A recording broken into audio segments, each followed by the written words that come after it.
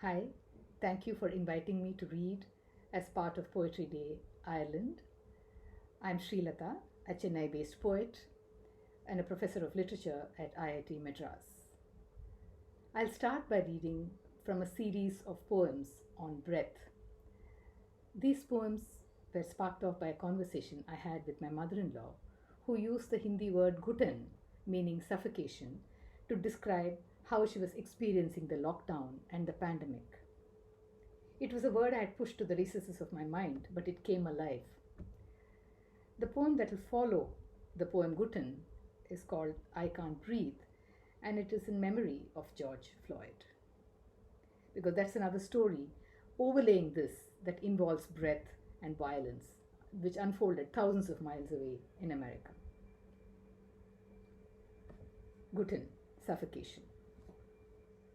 I feel a certain Ghutan, she said, using a Hindi word I have almost forgotten, but know in my bones, in my skin, here in the voices of friends I have been calling in turns, one of whom tells me she can't breathe.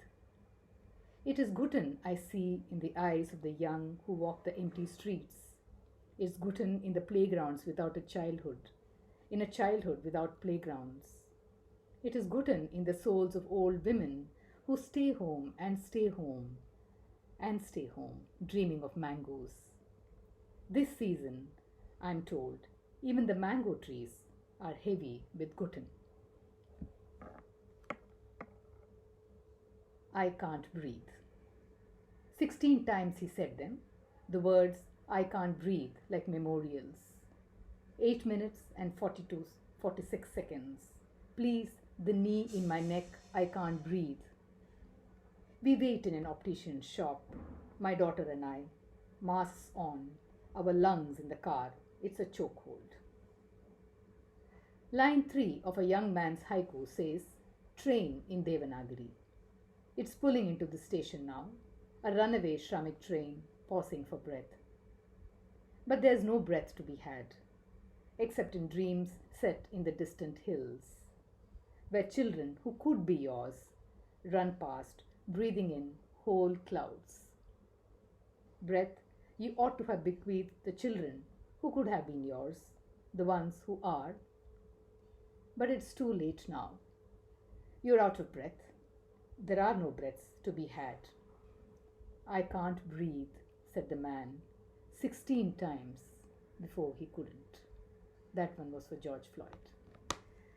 The last poem, which I will close with, is called I Bury Them Under the Witnessing Yellow of the Chinar. And it's in memory of another very special person, Atta Muhammad, gravedigger and caretaker of unmarked graves in northern Kashmir. I bury them under the witnessing yellow of the chinar. Blood moon faces, yet to taste the sweetness of youth. Beards just beginning to show, fall fake encounters, scarred bodies of great importance to someone somewhere. Sons whose mothers will never find them. Infants, young girls with torn vaginas, dreams in their eyes. I bury them all, and the blood in my veins grows still. I have spent my hours naming the disappeared, the dead, the forever gone, uttering prayers over each new grave. I have spent them weeping, and the chinar trees have wept with me. Under the same chinar, my old happy self lies buried.